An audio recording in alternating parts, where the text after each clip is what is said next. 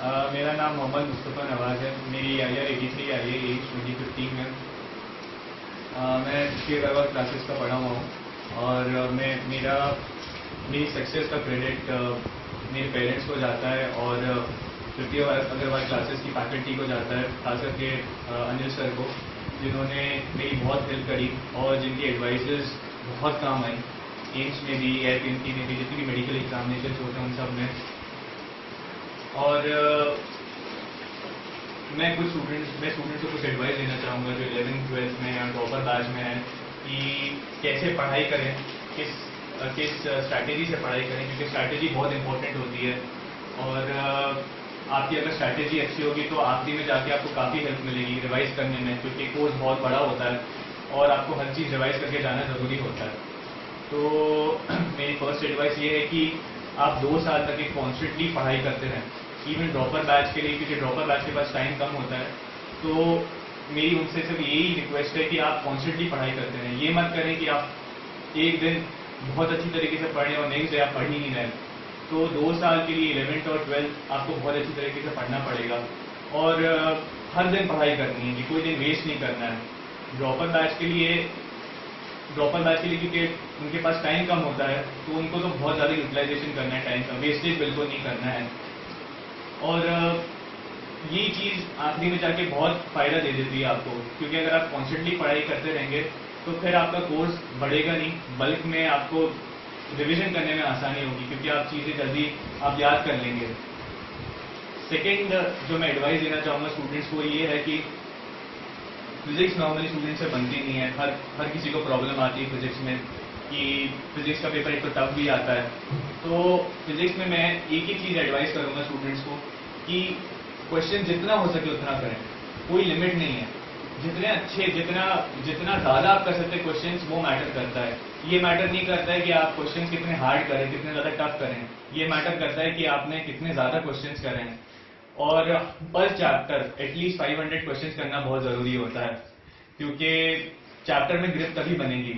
Important ये नहीं है कि आप उस चैप्टर के टफेस्ट से टफेस्ट क्वेश्चन सॉल्व करें, इंपॉर्टेंट ये है कि आप हर चैप्टर के maximum majority of the question solve करें, जितना हो सकता है उतना सॉल्व करें। इजी लेवल से स्टार्ट करें, मीडियम लेवल पे लेकर आए, फिर जब आप इन दोनों लेवल्स में परफेक्ट हो जाए और आप फॉर्मूले नहीं भूल रहे हो, तो फिर आप थर्ड लेवल, हार्ड लेवल पे जाएं। और इसी तरीके से फिजिक्स की पढ़ाई होती है। ऐसे पढ़ाई नहीं होती कि आपने 100 क्वेश्चंस कर लिए, सब क्वेश्चंस कर लिए और आपको लगा कि भैया मेरा टॉपिक बहुत अच्छी तरीके से हो गया। अच्छी तरीके से नहीं हुआ है, आखिरी में जाके आप भूल जाओगे, फॉर्मली भूल जाओगे। तो आप छोटे छोटे क्वेश्चंस को करो स्टार्टिंग में, और कई बार ऐसे क्वेश्चन को बहुत बार करो। एटलीस्ट 500 क्वेश्चन करने पर चैप्टर, तभी आपकी ग्रिप बनेगी उस टॉपिक में। थर्ड एडवाइस मेरी ये है कि केमिस्ट्री, बायोलॉजी रिलेटिवली ईजी होते हैं फिजिक्स से। केमिस्ट्री में भी आप NCERT पूरी तरीके से पढ़ें, इनऑर्गेनिक तो पढ़नी है, ऑर्गेनिक भी आप अच्छी तरीके से पढ़ें। फिजिकल में क्वेश्चन जो हैं उसके NCERT के बीच में भी, और जो बैक एक्सरसाइजेस में हैं वो भी अच्छी तरीके से करें।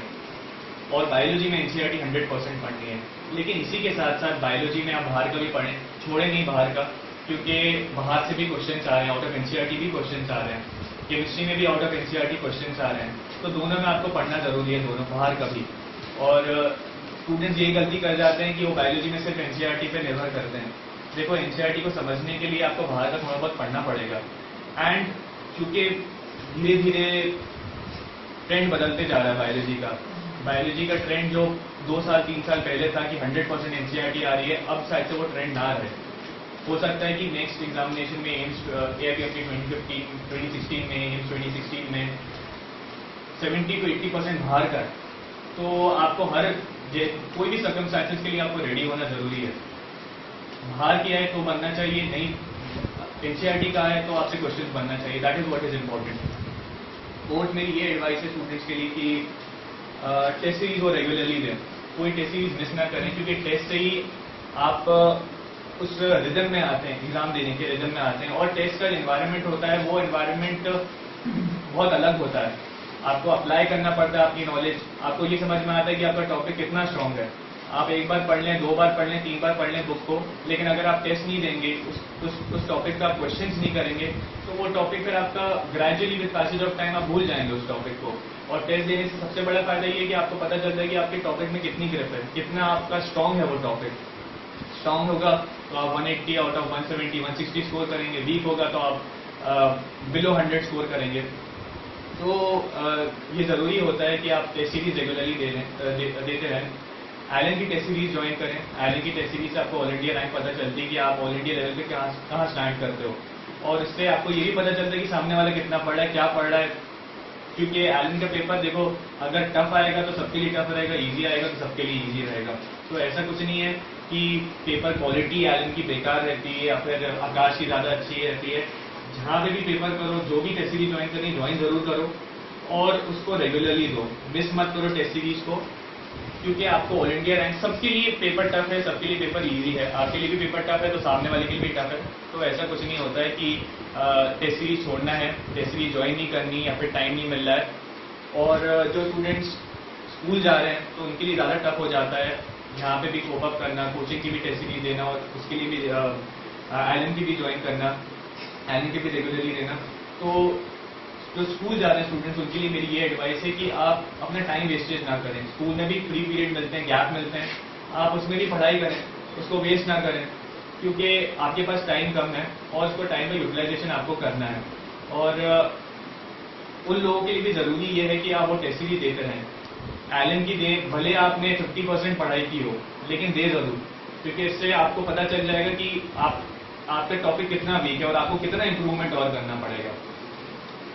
फिफ्थ एडवाइस मैं ये देना चाहूँगा कि सबसे इंपॉर्टेंट होता है कोई भी एग्जामिनेशन क्रैक करने के लिए कि आप में इंथुजियाज्म होना चाहिए, जुनून होना चाहिए क्रैक करने के लिए कि यार मैं अच्छी रैंक से क्रैक करूँगा एग्जामिनेशन। और अगर आप में जुनून मिसिंग है तो फिर आप कभी कोई भी एग्जामिनेशन नहीं क्रैक कर पाओगे। AIPMT हो, IIT हो या फिर IAS हो, कोई भी एग्जामिनेशन नहीं क्रैक कर पाओगे।